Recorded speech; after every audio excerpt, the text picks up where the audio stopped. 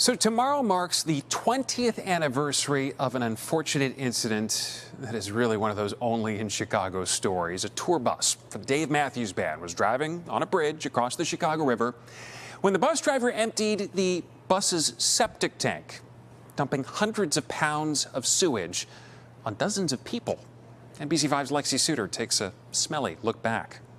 There's a sticker on the Kinsey Street Bridge that's a reminder of a messy mistake made on August 8th, 2004. Dozens of people aboard Chicago's Little Lady were crossing under the Kinsey Street Bridge when the driver of a Dave Matthews Band tour bus dumped 800 pounds of human waste. The incident never should have happened, but the timing was especially unfortunate. I didn't even have time to think or react. My gag reflex just kicked in. I started throwing up. Lynn LaPlante and her husband were driving a ways behind the bus. Making matters worse, Lynn was pregnant and eternally nauseous. All of a sudden, it was like driving into a brick wall of smell.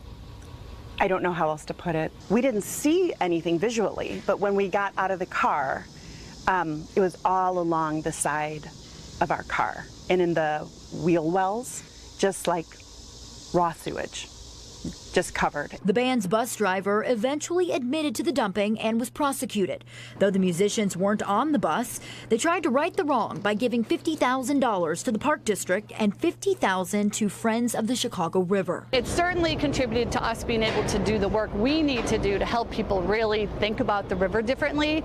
There's nothing that came good out of the event because what happened to those people on that boat is just too awful to imagine, and I'm sure it's still scarring all these years later. Several people aboard Chicago's First Lady Cruise Line filed lawsuits because of the horror they experienced. We did reach out to the company, and it says it won't comment publicly out of respect for its victims, but offered this statement. Our companies have provided acclaimed experiences on Chicago's waterways for more than 87 years, and we choose not to let what took place that day diminish our contributions in showcasing the city we love with the world.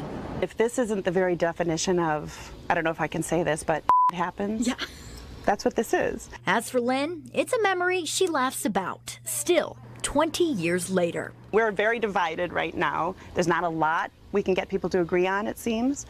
I think everyone can agree that this is just a weird, funny, hilarious, only in Chicago story. Lexi Sutter, NBC5 News.